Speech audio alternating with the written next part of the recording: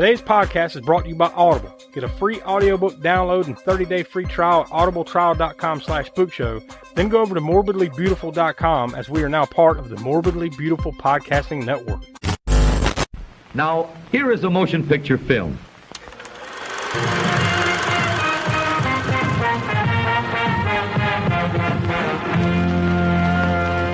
And now, ladies and gents, it's showtime!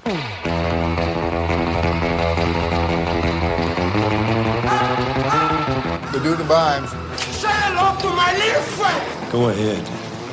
Make my day. Come quietly or there will be trouble. I'll shove that bat up your ass and turn you into a popsicle. Inconceivable! Welcome to the All-American Spookshow podcast. I'm sorry, boys. I'm afraid I can't do that. I'm afraid I can't do that. Hello and welcome back to the All-American Spookshow podcast. I'm Josh and I'm joined here with Tiana. Hey. And the Professor Smoke. What's up? Donnie and Will could be with us, and we say this often, but this one's very true to me. This is their loss, our gain, right? Because we're talking about a big one here. Now we're going into the Cult Corner series, which is basically the theme here is that we talk about movies that cult classics, maybe just movies that we've always just kind of wanted to talk about, but they're not horror movies, right? There have been times where we've kind of dipped around the horror theme here in Cult Corner, but for the most part, we try to stay away from horror films when we do these. So we all nominated, the way we usually do this is we all nominate a movie, then we spin a wheel, and then whichever one lands on, that's the one we're going to do. So it ended up being my pick this time. I nominated this one, and we spun it and landed on it, and that is Scarface from 1983. Now, this isn't the first time that we've tried to get this one on. I'm pretty sure this has been nominated at least a couple times for Cult Corner, and we're finally getting around to it. So I'm thankful for that because this is one of my all-time favorite movies. I mean, I don't know if it cracks. I don't know if it necessarily cracks my top 10, but it might if I started actually putting it together. It might. Yeah. It's definitely a top 25 movie. How about that? I think that's a pretty fair assessment. I know this is one that I'm dying to dig into, but before we do, let's go ahead and get all the usual stuff out of the way. We want you to go visit aaspookshow.com. That's the center of the Spook Show universe. From there, you can check out all of our past podcast archives. You can go join our Patreon from there. Also by going to patreon.com/aaspookshow. And you become a patron there, and you get tons of bonus content every month. You get episodes of this podcast that you're listening to right now, usually at least a day, 2 days, 3 days early. You'll get it over there first. So we encourage you to become a patron over there. And you can go to our TeePublic page from there and go order like the logo merchandise and all that other cool designs that we have going on over there. You can also go to our YouTube, where every month we have 3 different distinct YouTube series that we do called Video Vortex, which fits, I think would fit very well with this movie, right? It would pair well, like a fine wine with cheese with this one. Also Grindhouse Gutter, which kind of fits the mold too, right? A little bit.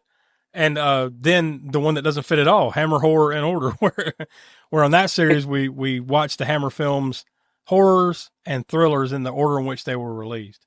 So those are always fun to go check out. Short form videos with video or, with movie clips and everything dropped in. So we encourage you to go check those out. And never forget to drop us a 5-star review here if you're listening to us on Apple Podcasts, or if you're not, go over to Apple Podcasts and drop us a 5-star review, because that helps get more eyes and ears on the show. So that would be a huge help to us. And obviously we thank you for listening. So with all that out of the way, we'll go ahead and toss to the trailer for Scarface. Okay, so what do you call yourself? Huh? ¿Cómo se llama? Antonio Montana. And you? What you call yourself? Where'd you learn to speak the English, Tony? In a school. And my father, he was from the United States. Yeah, just like you know. He was a Yankee. He used to take me a lot to the movies, I learned. I watched the guys like Humphrey Bogart, James Cagney. They teach me to talk. I like those guys. I always know one day I'm coming here, United States. 1980, Miami. They called it Little Havana. where the American dream had a price tag, and only one man in a million was hungry enough to pay. In this country, you gotta make the money first. Then when you get the money, you get the power. Then when you get the power, then you get the woman. Scarface.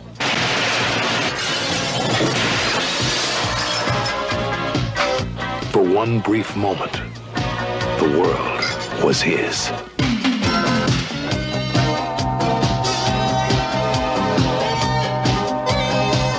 A chick he's with. She like me. You must be kidding. What you talking? That's a Cadillac. How do you know? The eyes, Chico. They never lie. Man, that's the boss's lady, okay? I am the boss. That guy's soft. I like you, Tony. There is no lying in you. Here's to the land of opportunity. We do business together a long time. I know the street, and I'm making all the right connections. Remember I told you when you started, the guys who last in this business are the guys who fly straight. With the right woman, there's no stopping me. I could go right to the top. The word on the street, Tony, is you're not a small-time punk anymore. Supreme Court says that your privacy can be invaded. You shoot the house this month? You're spending a lot of money on this counter-surveillance. We're doing 10 million, 15 million a month. Come on. Now, that's serious money, you know? Your bank boys gotta come down a bit. Who else can you trust? That's why you pay us when you do. You trust us. You're in good hands with us.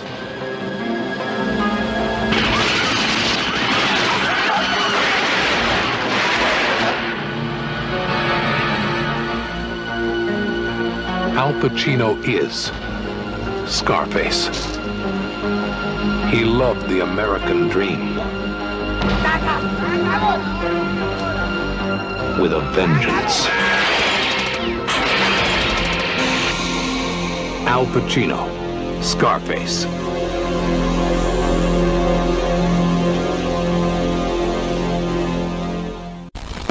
All right, there we go. That's the trailer for that. Now, I guess I also should add that we're not talking about Scarface from 1932, unless you get a little confused or keyed up, because there is that one, and that's a major release too. But we're talking about the kind of the cult classic from the 80s, the one that Al Pacino, the one from 1983, right? But me, I've never actually watched that one from 1932. Have you? I have, but it's been so long ago now that I don't remember. I mean, I do remember it not necessarily, of course, being that close. Because, like you mentioned, De Palma agreed to do the movie if he could change the time period. Not only that, but a lot of things have changed. So once you take it out of that time period and put it into the 80s, the whole tone, of course, is going to change as far as the drugs and everything that was, cocaine being the main drug that was going around in the 80s. So, I mean, the whole gist of it changed. So I don't remember. And like I said, it's been so long ago that I don't remember what is similar other than it being a kingpin, a crime kingpin, right? Yeah, that one, I think, essentially like just a gangster film, right? Like, I think the similarities are the rise and fall, so to speak. And I think some of the characters might have similar names and stuff like that. But otherwise, completely different, obviously completely different time period, but a completely different subject altogether for that one. But I've always heard good things about that one. I've just never taken the time to sit down and watch it. It's a typical of those gangster crime flicks of that time period it came from, but still, it's still very good. I still recommend it from what I remember. I just don't remember all the specifics of it. Yeah, but that's one I'll definitely go check out at some point. But I have seen this movie a lot. I don't know how many times, but it's been a lot. So much so that, like, honestly, over the last 20 years or so, I haven't watched it just because, like, I saw it so much. Kind of. When you start forming your own opinions about movies in your teenage years or whatever, and you start caring about watching these things, I watched it. This was one that probably watched way too many times. So in some ways, I kind of got tired of it, so it's like, I'm just going to buy it, set that on the shelf, and I'll watch it again one of these days. I've seen it too many times. Yeah. There's tons of movies like that for me, but so I can't even tell you how many times I've watched it, but it's been a while on purpose. It's been a while. So what about y'all? I've only seen it, a few times. Yeah. I've seen it, I mean, a number of times, but since I don't remember the first time I saw it, but it would have been on VHS back in the probably mid 80s or so, 86 or so, maybe somewhere in there, if I had to guess. And yeah, I've seen it more than a handful, probably times total overall since then. But it's been a while since I've visited. Like, so judging sometimes, things that we've seen since we've been together. We haven't watched this one together, and so I know at this point in time that's 10 years. Yeah.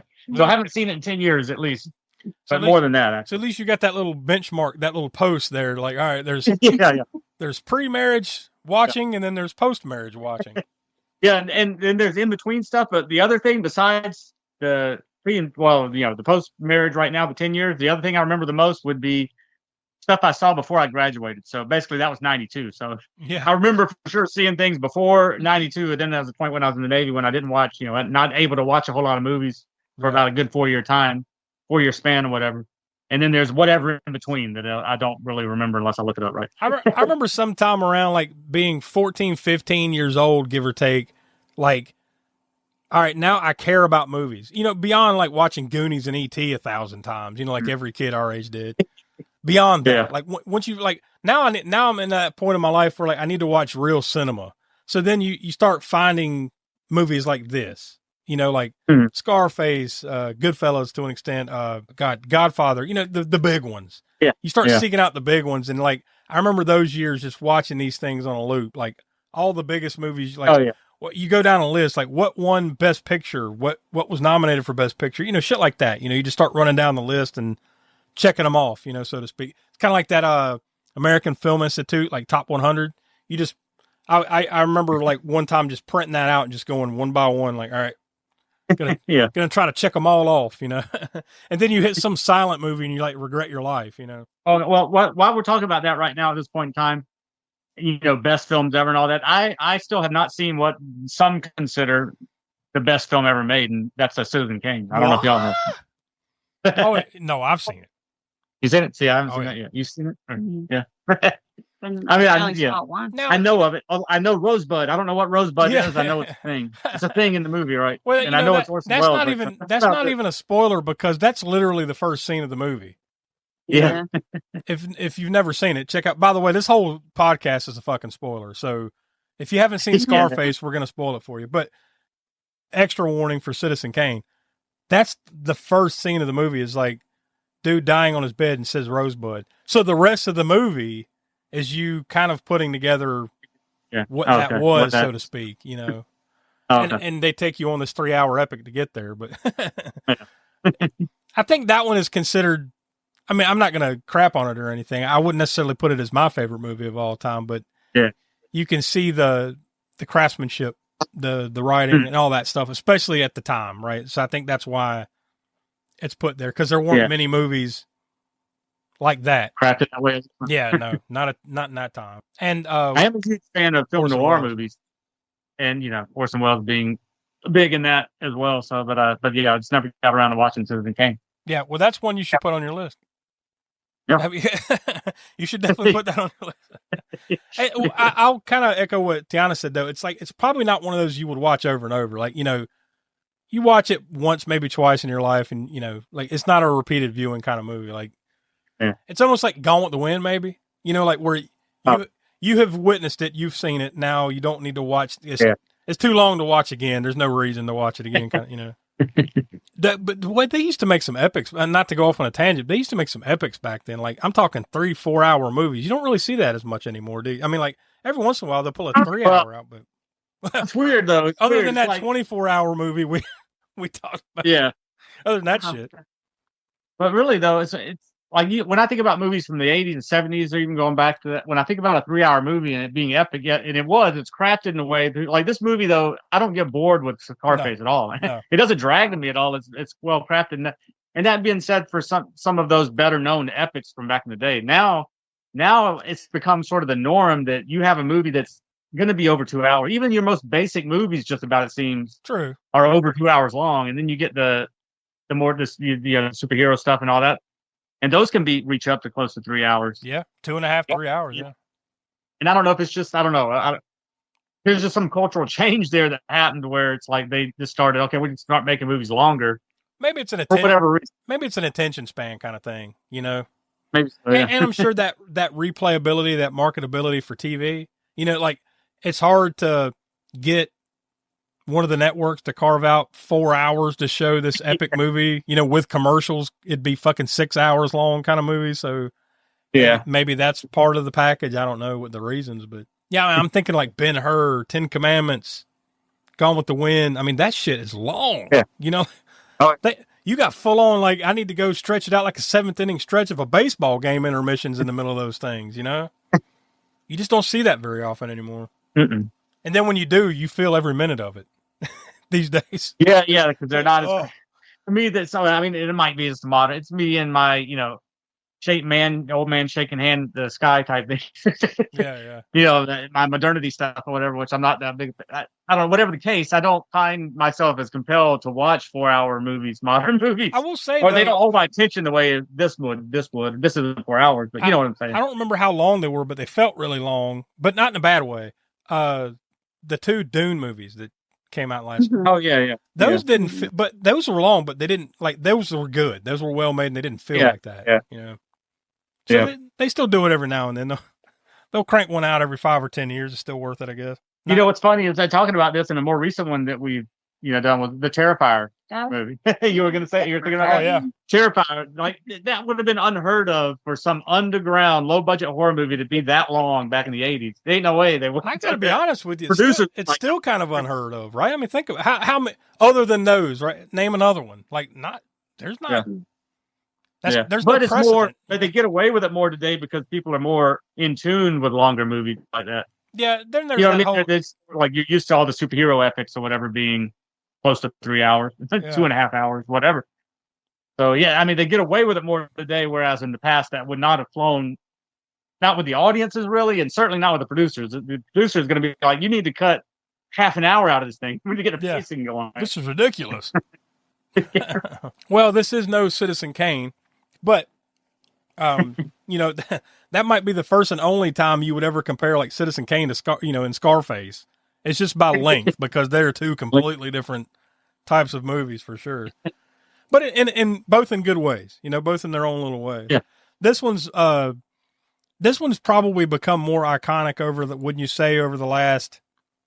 Because I don't know how well this really did in its release, right? Like, I don't know if it was a huge success. Well, let's see. It was done for a budget of somewhere between $23.5 and $37 million, which is pretty high for, 1983.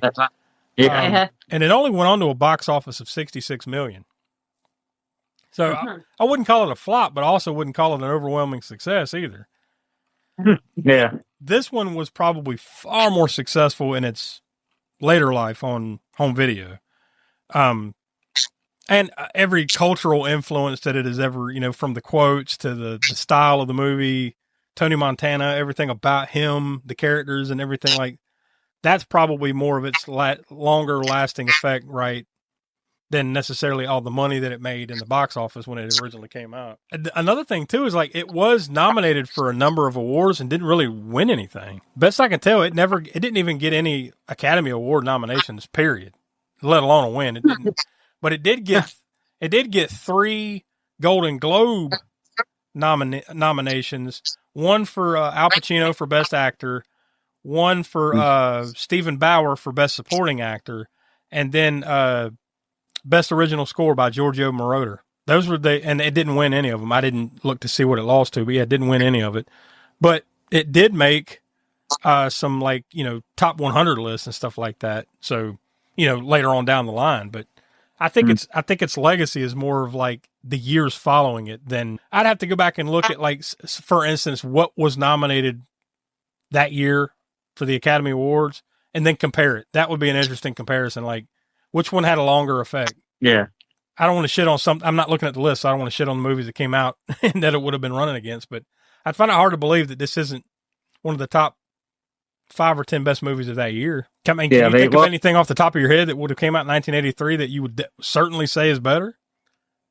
I mean, off the top of my head, I can't. I know 1984 is always considered an awesome year, right? Yeah. But 83, I'm not thinking of anything right away. I need to look at a list, but yeah, I'd have to look at the list too. Yeah, but it'd be just thinking off the top of my head. I can't, a big, like even what were the huge Hollywood movies in 1983 right now? I can't think. Like 84, I can name off some, but 83. Trying to think what big, like Sylvester Stallone / Arnold Schwarzenegger. Schwarzenegger had Conan, but that was 82. Well, as far as success-wise, numbers-wise, I do have some numbers home video-wise. In the U.S., they sold 3.7 million DVD units and made $78.2 million off of that just in 2003. Or I guess since that 2003 release. So they made damn near $20 million more on this movie in DVD sales in 2003 than they did when it released in the box office.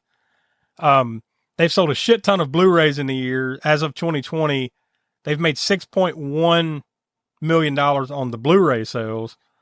And that was as of 2020. Yeah. And then DVD and Blu-ray units sold 84 million as of 2020. So I guess that's all together.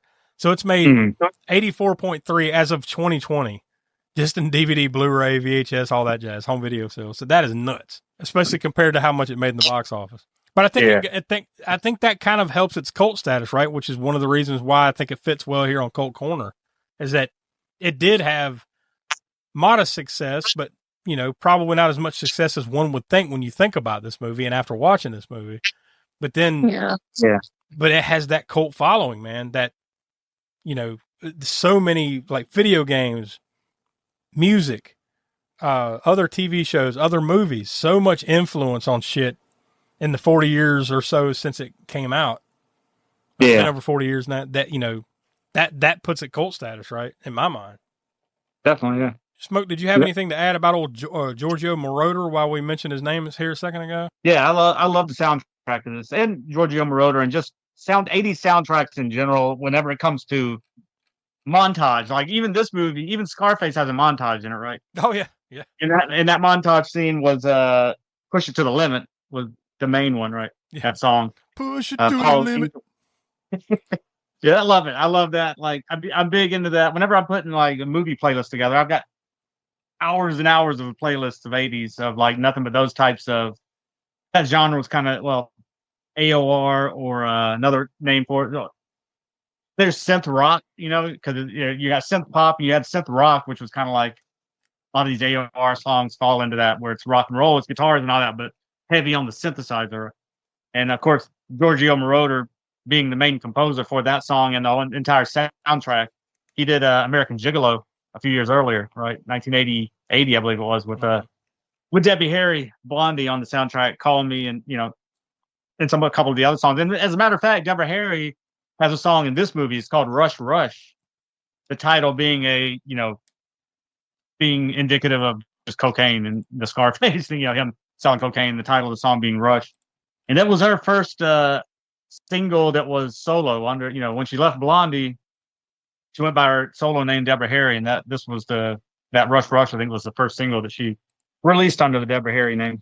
Then there's that connection of Debbie Harry being in Videodrome from the same year, 1983, that we talked about here on this. Because you were just looking up something on that, weren't you? Yeah, I was looking at the best of list from 1983, and it just popped up as number 40. Was Videodrome. Number one was Scarface, right? But number one is Scarface. Well, on this list. Well, it should be. But here's, because we were talking about it, I pulled it up. Here is what was nominated for Best Picture. So this was the Oscars in 1984, which would have been for films released in 83. The winner of Best Picture was Terms of Endearment. Okay. Which, great movie. But yeah, I think I would rather watch Scarface, but it is what it is. Yeah, I'm not the biggest on. I mean, I like drama as well enough. Occasionally, I have to be in the mood.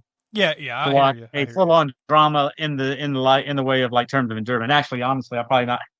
Maybe sometime out of curiosity, I'll watch it again. But I haven't seen Terms of Endearment since the '80s, probably. And it's just, I'm sure I it's a great it at some movie. point in the '90s. Yeah, I haven't watched it again. That's a one watcher. Yeah.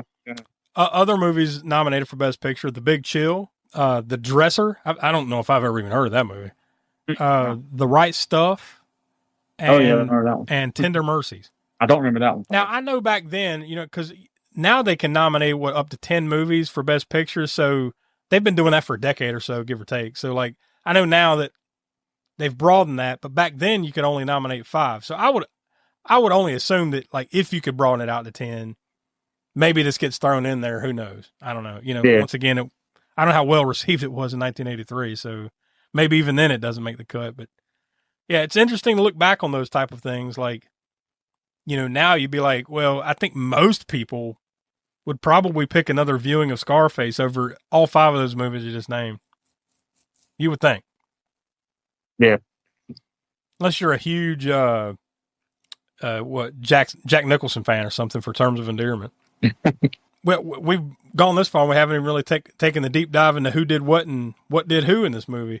Directed by Brian De Palma, and the screenplay was written by Oliver Stone. I never did find like an exact reason like why he didn't direct it, because you would think Oliver Stone, I mean, being even at this point, maybe not as prolific as he would become, obviously, but you would think he would have directed it. Maybe it was a scheduling type of thing, or maybe they just had De Palma lined up to direct it and Stone to write it. Maybe that was just the plan from the beginning to the end. But interesting though that you would get Stone writing it, not directing it. True, yeah. And I don't know if I don't know what else Oliver Stone may have come out with in '83. And like you said, maybe it was a contractual thing where he was busy with something else, but he had written the script, and yeah. I mean, because up to this, how De Palma hadn't even really hit his stride yet, right? I mean, I know he had made plenty of stuff. I mean, well, I say stride. I mean, he had been going since the '60s, but like his big release, I mean, some of the bigger ones that he's known for came out with this and probably afterwards, other than like Carrie or something like that, right? A few others before this. Yeah, before that, yeah. Because I don't remember De Palma from Carrie, of course, until later on seeing that, because that was what, '76? Is that when that came out? Yeah, 76. Yeah. Yeah, I'm sure I saw that later on in the '80s as well on video and everything. But my knowledge of De Palma was about in the time of this, and I guess what was the thriller, the giallo thriller, Italian giallo style movies he did? Well, he did Body Double. Body Double, yeah. That was like the year after and that time period. That was later in the '80s, right? Yeah, well, it was a year later, 1984. 84, yeah. So about this time and thereafter is what I remember.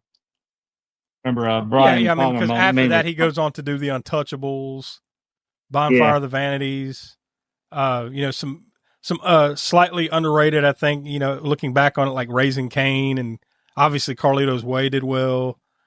He did the first Mission Impossible. So I mean, he's done tons of stuff in the time since. But as far as Oliver Stone at the time, I was looking to see, because a lot of his stuff, that he's most known for is like The Doors, JFK, Natural Born Killers, Born on the 4th of July.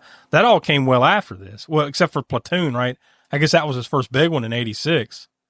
As far as like the movies that he had directed, I was just looking back to see how much further back he went. Yeah, I mean, Platoon was that was the first big one, I think, as far as him directing is concerned, because I'm not seeing anything. And that was 2 years later, or no, 3 years later. That was in '86. So some of those other ones I was trying to remember was it was pre Scarface, but it was those thrillers that were kind of in that giallo style. Dressed to Kill from 1980 was another one I was thinking of, and then Blowout 1981. Those came before Body Double and before Scarface. Now, of course, like I said, I don't remember. I'm sure I know I didn't watch those before I saw Scarface. Because those were 1980 and '81. I was under 10 years old still, like 8 or whatever. I wasn't watching Dressed to Kill at 8. Yes, but a few years later. So it's really around time Scarface is when me personally, when I knew the name Brian De Palma, and then Body Double came out, and then I went backwards. Saw Dressed to Kill and pretty that other. Pretty much the same here. Like these are like the ones years later you watch, and then you kind of back up. Like, hey, I like that style.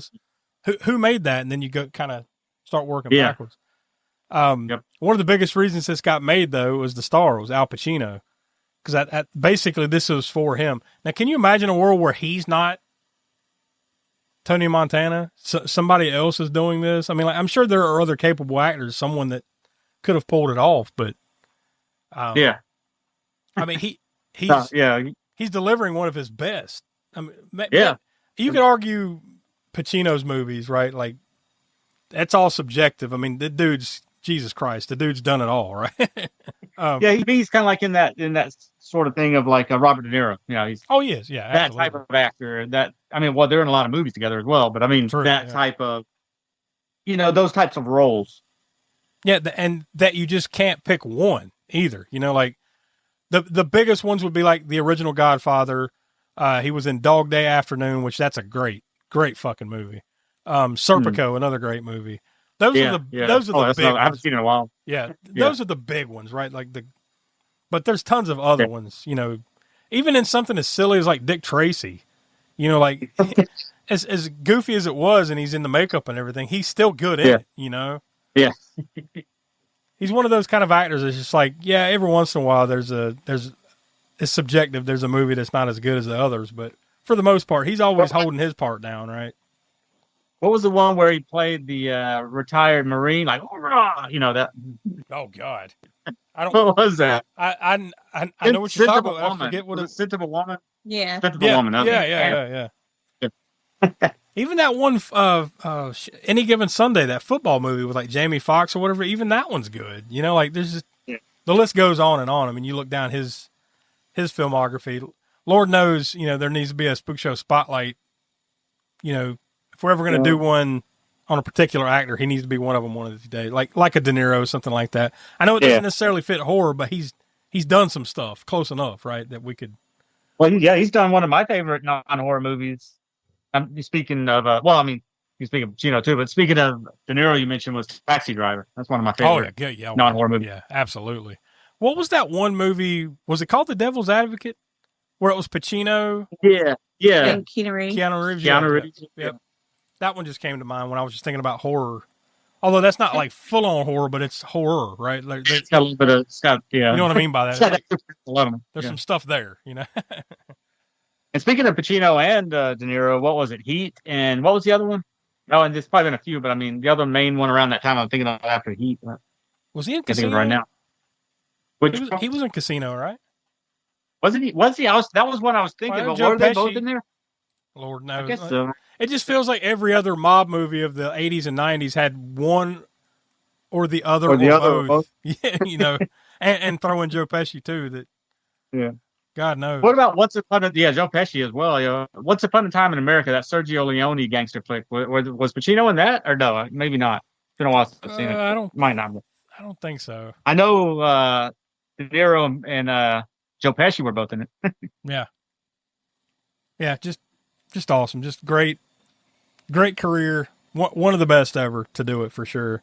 Also in this movie, Stephen Bauer, who we just mentioned, he got the Golden Globe nomination for Best Supporting Actor. He plays his right-hand man, his partner, Manny, in this movie. I don't know him from a lot of stuff, but he's really good in this movie. Yeah. He's best known for Traffic. He was in Primal Fear and a movie called Paloma. Well, actually, that's a short film. So he hasn't done a lot. Well, I mean, he actually has. He's done a lot of acting credits, but like as far as like big stuff, it's mostly like smaller roles and big stuff, that kind of thing is what I'm getting at. Of course, Michelle Pfeiffer, as when you just look at it, it says Elvira, but I think they pronounce it Elvira in the movie, right? Yeah. Yeah. Oh, who came first, Elvira, Mistress of the Dark, or Elvira? I'm sure it was Elvira, right? It has to be, right? I forget when she started doing that, or at least when she became big for doing that. I don't remember exactly, but it had to be before 83, though.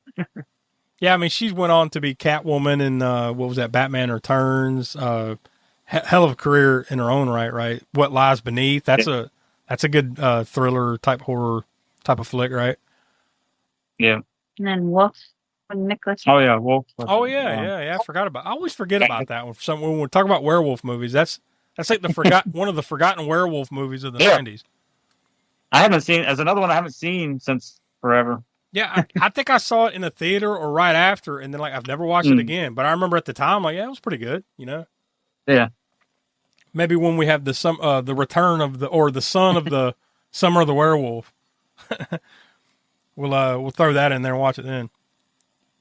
But you've also got Mary Elizabeth Mastrantonio as his sister Gina, classic actor Robert Loggia as Frank Lopez in this movie.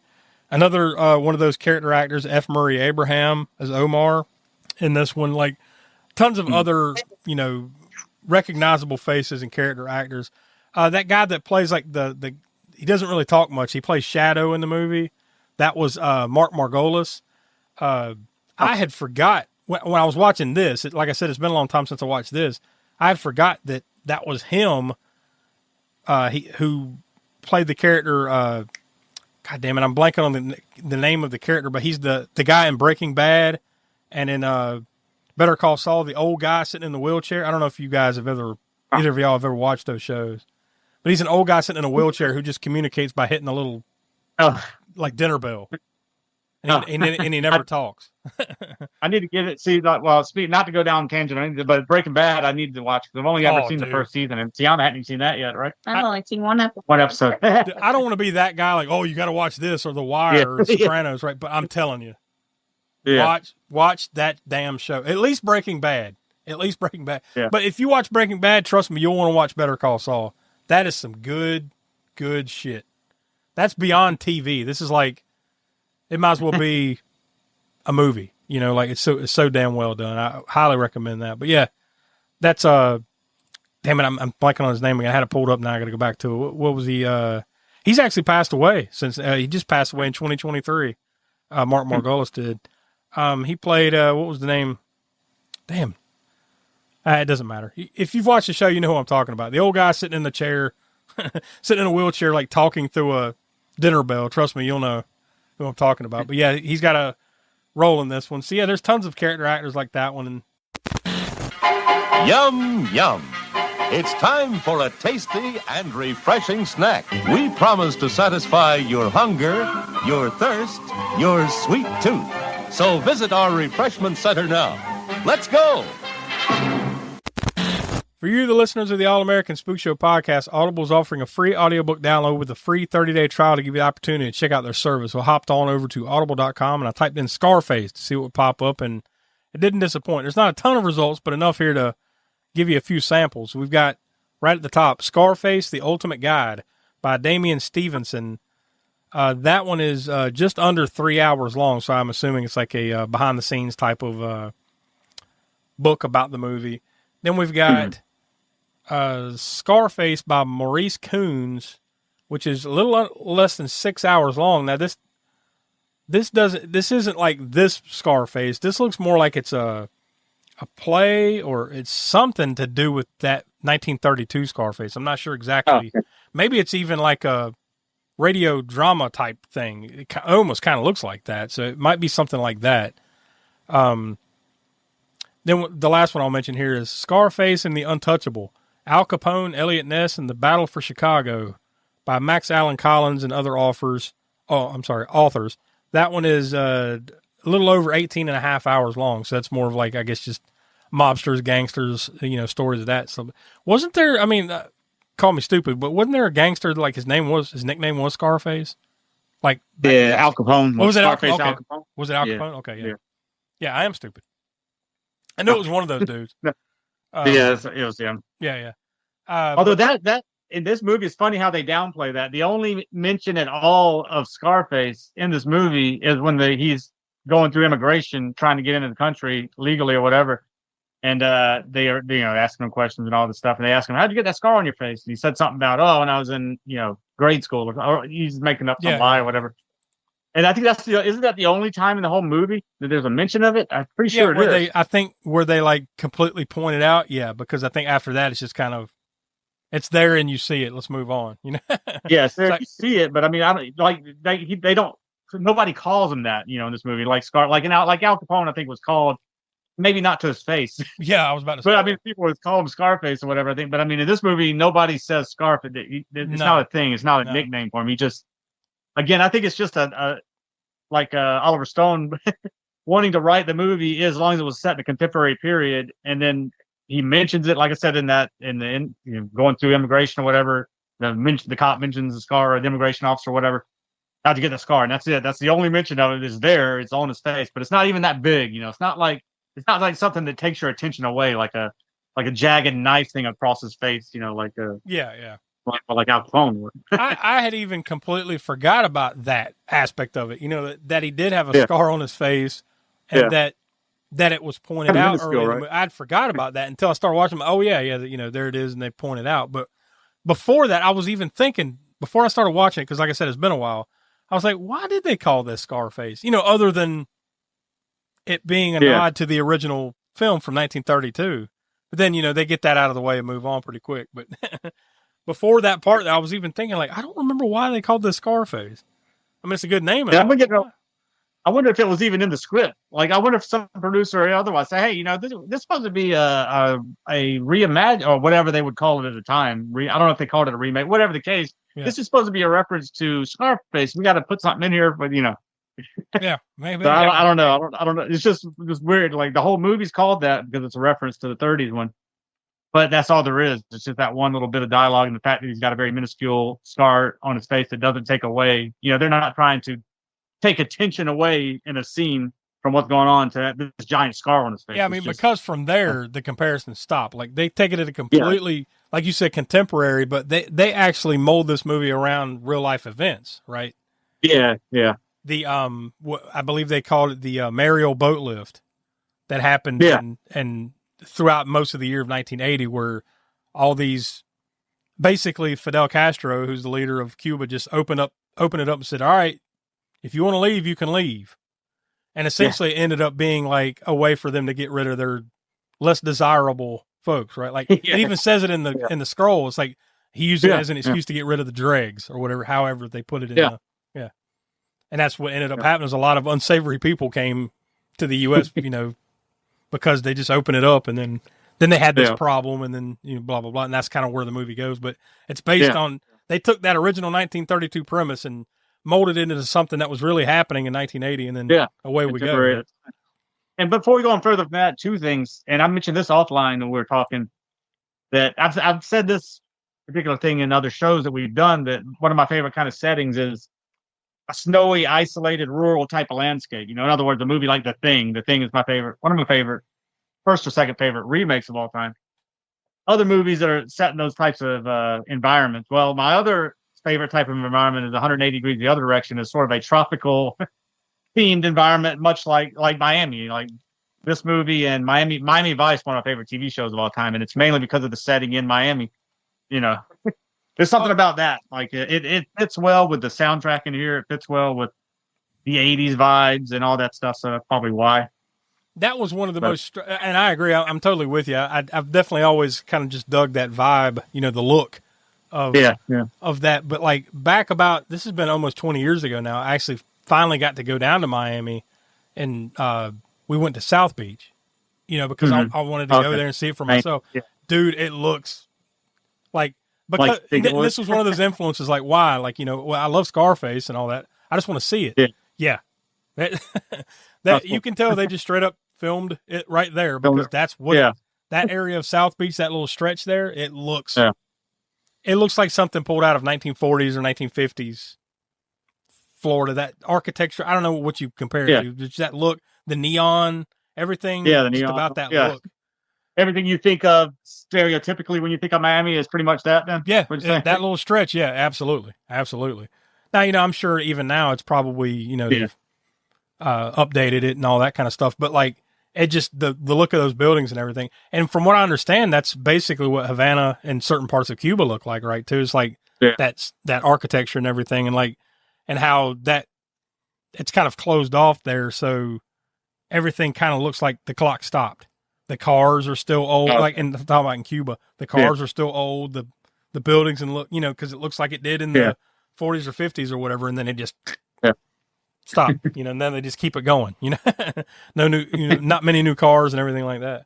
Just hopped on over to imdb.com so we can look at the plot summary. So of course we've got a number of big ones here, but I'm just only going to read a couple because Donnie's not here to torture him with it. We've got the short one. In the 1980s, a determined criminal-minded Cuban immigrant becomes the biggest drug smuggler in Miami and is eventually undone by his own drug addiction. Then I'll just read one longer one here. This one was submitted there by Gary KMCD.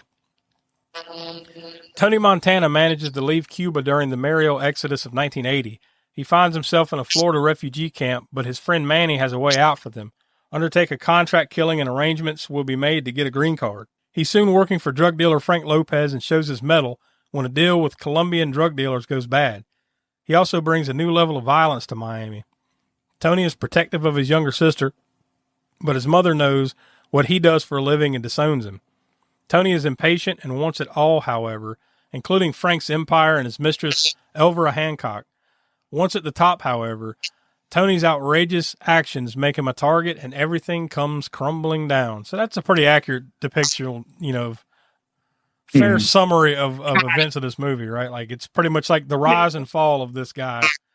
How, I guess, in a lot of ways, I'm assuming, I'm sure there's a lot of deep meanings. It's fucking Oliver Stone and stuff, right? Trying to put all these puzzle pieces together. But essentially, I kind of always seen it like it's, at its base level, it's almost like the American dream. How easily it can be achieved if you're willing to do whatever it takes to do it, right? But then, how easily it can all fall down around your ass if you don't do it the right way, right? Yeah. That's one thing that this movie, like, it glamorizes that scene to a certain degree, but it shows you the number one, his character itself. He starts out where he's come from Cuba, from his communist country, he's running from whatever. He's not the, cream of the crop from Cuba. He's coming over and he's got kind of criminal tendencies and he's already killed somebody right over there to get over here and whatnot, all this stuff. But he's not like just the dregs. Like he works his way up, but he also has his moral standards that you see, there's a certain point in the movie where the bombing of the opposing guy, right, who's kind of going against Sosa, the main drug dealer down in Bolivia, is trying to take out this guy in New York, and they, it's families in the car. Well, actually, it's supposed to be just him in the car. They're going to bomb, blow up the car or whatever. But then the guy's wife and 2 kids gets in the car. So then you see he's going through this dilemma. He's like, no, I'm not. The other guy, the hitman from Bolivia, is like, no, we're taking him out just like Sosa said we're doing. So he has this whole moral dilemma, and then he does the right thing. And then from that point on, you see, like, he loves his mom, even though his mom knows what he does, hates that he's doing it, and that he turned his life into this. He loves his sister. He doesn't want his sister being caught up in this stuff. And that also turns tragic because his best friend and partner and all this stuff, that he develops a relationship with his sister, unbeknownst to Tony, right? And he finds out later and does what he does as we get to it. We'll get to it in the plot, but I'm just talking about they craft this movie so that you're not just seeing a glamorized vision of what it is to be a drug kingpin, like some movies will do, and just leave it at that, right? Well, it's a lot like, what you're saying. To me, it compares a lot to another movie that we've done here on Cult Corner, and that's Goodfellas, where it shows you like the rise and fall. It shows you like not necessarily there ain't nothing good about this, but you can see the positives from this lifestyle for these people, right? If you're willing to live like this, but it also shows you the paranoia and the horribleness of, like you said, almost glamorizing it, but also shooting it down at the knees. Like, hey, you think this is cool? It ain't so fucking cool, Yeah. There's there's plenty of movies that glamorize it from beginning to end. Even if somebody dies at the end, they're like, the whole movie is like, look at what I did, look at what I did. Like, look at this great lifestyle of cars and women and drugs and all this, and with no real repercussions, except maybe they do get killed at the end or something happens. But like a movie like Goodfellas and this one definitely shows you the gritty side of it, but also humanizing the person. Like, like he could have just been like that hitman guy or like Sosa, like just totally heartless, build your empire and that's all you care about, right? But he's sort of the good.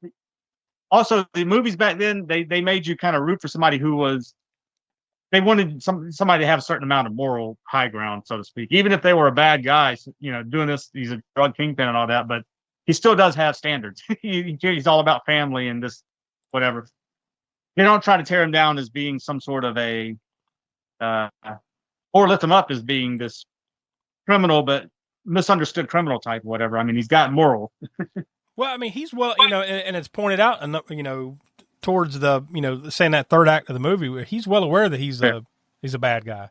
Is what he is, because he says, when he's drunk and or high in the bar, the club, or not club, but the restaurant. In the restaurant, and he has that final scene where Elvira says adios, fucker, and she leaves. Yeah. See, he says say goodnight to the bad guy when he's talking to all the rich old fogies in the restaurant. Yeah. So he's well aware that he's an unsavory person, but somewhere in there's a good guy, I think, and humanizing. Yeah, he's just kind of like, they show him like dying off that side of it, like that. Even though he still goes out with the morals, he ends up killing his partner and all, which was that that his sister was going to marry, but it's not because because in his mind he's like getting her out of that situation. I mean, even though it's tragic what happened to her too, because she was pulled in with him. And he didn't know they were married yet, and he was, thinking they slept together before they got married or anything. But even the married thing, I think that pissed them off. whether or not he would kill the guy or not, you think about these things in your head afterwards. Like if he had known that was the case, that they really kind of loved each other and were getting married, would he have still taken the act? Because he didn't want her caught up in that life at all, which is why he was pissed off about it, and then to the point of killing the guy. But yeah, these are the types of things, the good writing in the movie that makes you think about things afterwards. Now, do you think, speaking of her, Gina, his sister, do you think that she was confused by his reasons? Yeah. I mean, I think obviously she's probably gored it out of her mind. She's probably out of her mind on something too at the end there, but yeah, because she got caught up in see, that's the thing. He enabled her to be in that lifestyle by giving her this money and telling her, "Hey, get out, go have some fun or whatever." And do it. So he was enabling her by giving her the money. He in telling her to. I mean, really, I guess you'd think if that was the case, he could have just given her this money and say, "Hey, take care of you and mom." Go. I don't know. He was sheltered himself by his mom. It seemed like his dad. I guess his dad was in the picture. Whatever, his dad died later at some point out before the movie takes place. But yeah, you get the feeling that his mom was. I mean, I feel like his mom was the most not endearing. What's the highest moral character in the movie is his mom. She's really the only person that's truly grounded. Truly grounded in the. I think his sister might have been at the beginning, but then until she was getting older now, teenage, right? She's like, how old is 20? 20 now. She's 20 at this point, I think, well, or so in the movie. I think it's the old. She's been sheltered by her mom, so now she wants to sew her up, so to speak, and then he enables it, but doesn't like it, and then it comes to a head. Yeah. So there's all kinds of good. Like I said, that's a good quality of the writing there of making you think about these things. But when you get there to that moment, I thought it was kind of like her read on it was, like I said, she's probably just whacked out, through grief of just seeing her husband murdered by Tony, and probably drunk and or high on something. Right? Like, I just thought that like her thinking that like he's in love with her, like I was like, that might be a bridge too far, but that too, you're thinking like, well, is it that she's just that whacked out and thinking that's what he's really wanting, or is it just that she's being that much of a not smart ass, but what's the word? Like, is this what you want, Tony? Is this what you really want? Yeah, you just, like he's just rubbing his nose, and you just shot this guy. My husband, I just got married to. Yeah. Is it why? Because you want me to? I think it was just her. I don't think that she really thought that he wanted her that way. Yeah. I think she was just being. She was just in this. Going through all this crap. I mean, like he just shot the guy that she buried, and then taking her out into chaos again because here's these other drug dealer that he knew was. See, this is the other thing. Like you like I was saying earlier, he has this kind of moral stance to some degree, but I think that's just the writing that where they don't want him to be a total bad guy, the bad guy, like he said in that scene. The bad guy. So he has these certain moral things you see that he's fighting with in his own self that he overcomes, like when he shoots the hitman in the head in the car, like I talked about earlier in the bomb scene in the car. And that's a very satisfying thing when you see like, the motherfucker. Yeah. Oh, yeah. This guy's going to blow up kids and the wife and all that too. No, fuck yeah. You got what he deserved. Yeah. But that's going to lead to, like, that's the turning point for him. Like he had to know that by doing that, that's it for him. I mean, he's done in this lifestyle because he's going to have somebody after his ass from now until till either he dies or that Sosa guy dies. Yeah, and then I think you see that's the progression throughout the movie too that you work up to is like he's so invested in becoming the man. The world is yours, right? Yeah. Like once he finally basically achieves that, you could see, in the way Pacino delivers it and everything, you could see he's just like, well, I'm done. I've pretty much done all there is to do. Now I'm just going to live a coked out existence, and go out in a blaze of glory. But you can just the way he does it from that moment, basically from that moment forward, when he finally kills Frank and takes the girl for his own, he just, I got everything I wanted, so I fucking give up, basically. Damn the torpedo. I think that's just Oliver Stone and them showing you that, again, that this is not a glamorous lifestyle. This isn't anything to strive for. No, it's not, obviously, but I think too, though, sometimes, like with Goodfellas, once again to compare it, sometimes you forget about the message with these type of movies. You know what I mean? Like, everybody always takes away, say hello to my little friend, and the cocaine and all the cool shit, but you don't dwell. Yeah, but you don't dwell on the fact that, like, no, this was a horrible person who got what he deserved in the end. Sometimes that's lost in the sauce, to people that just dwell on the cool stuff. I mean, the motherfucker's he's basically got a throne with his name on it, with mountains of cocaine and, it's a cool visual, cool thing, but like, it's not a good thing. Right. So like you said, it's them showing that like, this might look cool. This might seem cool, but it's not cool. It's like it's lonely at the top kind of thing. Yeah, exactly. And that's for anything, for whether you're a drug kingpin, I guess, or the king, or like the leader of a corporation or whatever. Like, did you see that that's driven home in the scene where he's in the hot tub, right? And then that's when Elvira was kind of giving him shit about his lifestyle, the way he was compared to her ex, or not really ex-husband, but the boyfriend, Frank, the guy killed, right? Yeah, yeah. And then she gets mad, he makes her mad, and then she leaves, and then his partner guy, he's got a date, which is probably with his sister. Whatever the case, like he leaves, and then he's sitting in the hot tub by himself. Oh, I guess I'll just buy one. And he's talking to himself, and so I mean, you get that just there too. That's like, this isn't all it's cracked up to be. You're just lonely. Here you are, you got all this money, you got a hot tub, and you're watching TV from your hot tub, and you got all this money and all these drugs, but it's lonely lifestyle type thing. And you see that paranoia too. Obviously, that's from the massive amounts of cocaine he's snorting throughout the movie, but it's that slow descent to madness and paranoia, that happens that leads to that ultimate scene. But we can't get out of here without mentioning a couple of key scenes, though. The chainsaw bathtub scene. Oh yeah, that's a Holy notorious shit. one that I remember. That if nothing else, about the first time I saw this movie when I was young. And again, I don't remember exactly when, but it had to be like 85 or 86, in which case I would have been 12, maybe. Way 13, too young maybe. to be watching Scarface.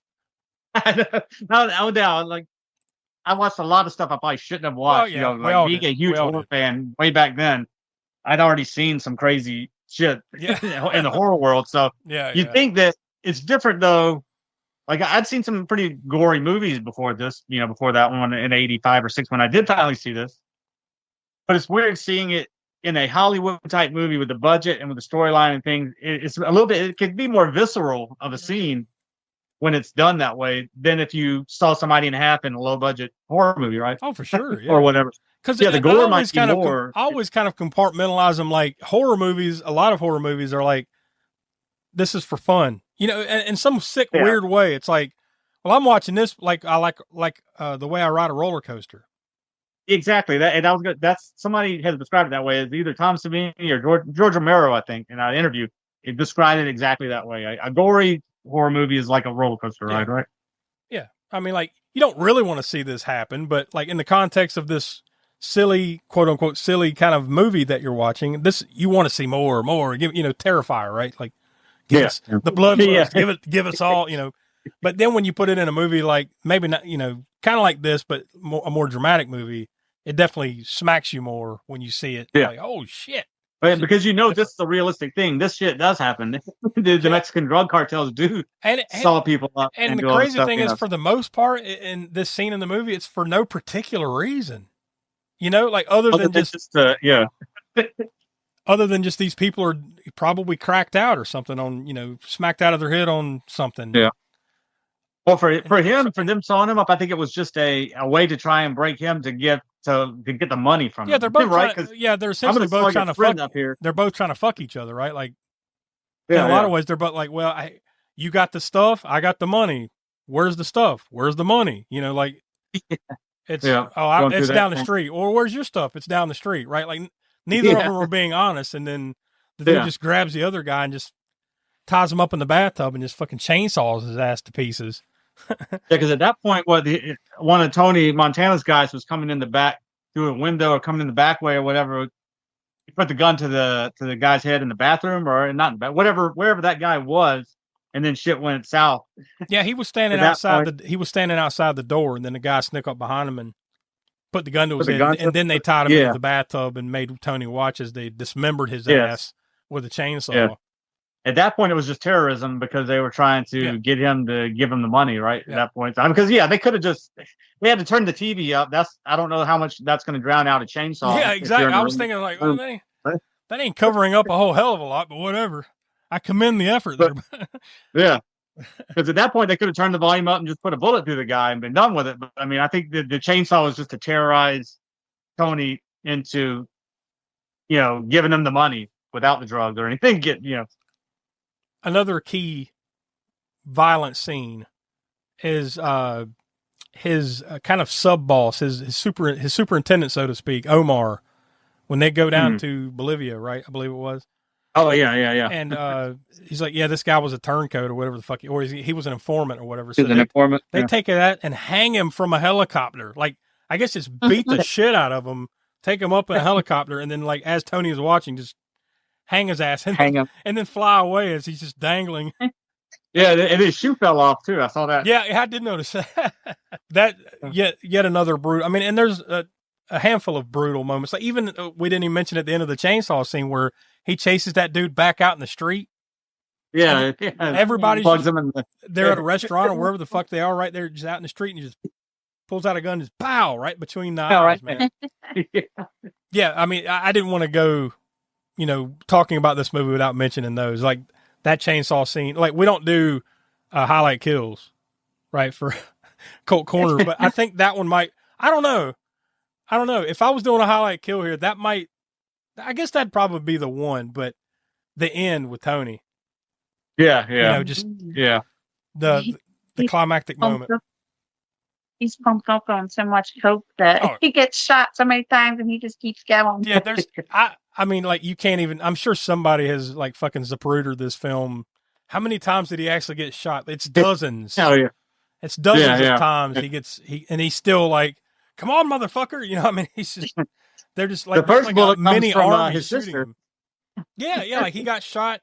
What in the leg? Right? Yeah. Let's say he's already wounded, and then I mean, he's just getting pumped with like there's like a dozen guys shooting him with machine guns, and he's so jacked out on cocaine, like he's still on top of the world until old sneaky shotgun guy. Yeah, the double barrel. Yeah, double barrel right directly to the back will do it. I guess right behind you. That did it. That put old Tony down. Shot him right in the back, and then he goes flying off the balcony there into the pool. Into the pool, right, with the blood splashed and all that, which they had twice in the same kind of sort of scene, because the first one was the hitman guy that killed his sister. Like, on the outside he shoots him or knocks him down right into the pool, whatever, then shoots him. I think. Yeah, he falls down. I can't remember whether he was pushed or shot. I think he was shot and then falls, and then he starts. Yeah, he just got a machine gun. With the Uzi, or one of the machine. Oh no, the machine. I can't remember if it's a Uzi he had or a machine gun. He got the machine gun later when he shot the grenade launcher thing. Yeah, but that's what I was going to. By the way, what kind of fucking gun was that he had at the end? He's got like RoboCop's gun. I didn't even look too closely at it, but it looked like an M16 with a grenade launcher. Oh yeah, well, it definitely had a grenade launcher. Holy shit. That was one awesome gun. I mean, he's just laying waste to him too. I mean, like, obviously he's out of his mind, but I mean, he mowed down most of them before they overcame him. They just kept coming in and coming in. I guess that's the only way they figured, like, well, we got to take this guy out, so let's just send the whole Bolivian army after his ass. I mean, like, there's dozens of people coming after his ass. Which well, one other thing that you don't get resolved or find out what happened to is Sosa exactly. You know that this guy's still alive, so it's probably short for this world as far as them, coming in, honing in on him. But yeah, you don't really know exactly what happened to him. He sent all the goons to take out Tony Montana and whatever. But but you get the gist that this guy that he was trying to assassinate before is still alive and still doing things he was doing, like basically shining a spotlight on Sosa and his activities. So he had made it like an expose and like a whole speech in the UN and everything that they didn't want. So like, I'm sure eventually all those dudes probably got thrown under the jail somewhere, but in that moment that was him flexing the power of, like, dude, you've overstepped here, Mr. Montana, and then he put an end to him. So Yeah. And it happens in an epic way. So that's what makes it. That's the biggest cinematic payoff. Is like, well, if he's gonna die, just fucking make it epic, man. You know, somebody that's a bad person that you're still kind of rooting for, but go out in a blaze of glory. You know, that's movies for you. Yeah. And it pays off in a good way here. So yeah, there you go. That's Scarface from 1983. I mean, this is one we could go on an hour more if we wanted to. It'll be interesting to see what Will has to say about this one one of these days. Now, Donnie couldn't make it, obviously, but he did send in his star rating, and he gave it 5 stars. So, I'm going to echo that. I mean, I haven't watched it in a while, but like I said, I've watched it so many times that was kind of on purpose. So, like, I love this movie. It's top 25 type stuff for me. I mean, it's one that I've watched a number of times, so I just love the hell out of it. Everything about it is just perfect for me. So, Tiana, what do you say? I'm gonna have to give it a 5 too. Yeah, we did Goodfellas. We've mentioned that a number of times here, and like I think that one we gave 5s, right? Like Smoke, I think we gave pretty much all of us. I think it was it was all of us gave 5, right? I believe so. I think that was before Tiana was on there, but yeah, I think we all. I'm trying to pull it up as I'm vamping here to see what we gave it. But yeah, this compares in so many ways. So like, Smoke, what do you say? I think I'll just say outright, I'll give it 5. But I think there's different levels. Like I actually like Goodfellas probably a little bit better. But that doesn't mean that I'm going to diminish Scarface by giving it 4 3/4. Yeah. It's just that I like that. I think it deserves a 5. But if I were to pick between the two, it'd probably be Goodfellas, and that just might be because of. I think it's fun. It's just it's just a different kind of. I mean, also The Godfather. Those movies. Once we get to those, it's been a while since I've watched those, but just the way they're. But like when you try to compare things like that, I don't want to knock something down that doesn't necessarily need to be knocked down. It's just that there's no higher rating than a 5, but I might like something like Goodfellas a little bit better than Scarface, or even The Godfather maybe a little bit better once we get to those movies. But I'm gonna go with a 5. You're also talking about 2 of the best movies of those particular guys' careers too. Like you could argue this is probably De Palma's best movie. You could argue that Goodfellas is Scorsese's best movie, right? I mean, I know there's others, but you could argue. One could have that debate. Right? Yeah. So, and I agree with you, Smoke. I might give them both 5, and we did. By the way, we did give 5 across the board on that one. That was before Tiana was on here, but I'm sure you, for the most part, agree. There are differing levels to the 5. You know what I mean? Yeah. That's true. Yeah. But I don't want, like I said, we do that. I will do that on some other movies sometimes, maybe outside of our regular podcast. Like when we do the canon, I try to keep in mind what I've given other canon movies. And to gauge things on that. But when it comes to these, it's like, I don't want to diminish something else because I like something else better than it. It also has a 5. So. Yeah, exactly. I think if we're talking about more low budget movies, you could maybe do that. But I mean, this movie had a big budget, had great actors, it had great storyline, great cinematography, it's great special effects, right? All the stuff. You rate it by itself, it's definitely a 5-star movie. Absolutely. It's just that, like I said, it might like some others, maybe other 5-star movies a little bit better, but we only go to 5. So yeah. Then you get into that a subjective between the 5s. That's another smaller debate. So yeah. All right, well, there we go. That is I forgot to mention, that was our first movie today that out of the Polar Predators event. So that was a good way to kind of rinse that little bit of toilet bowl rim out of our.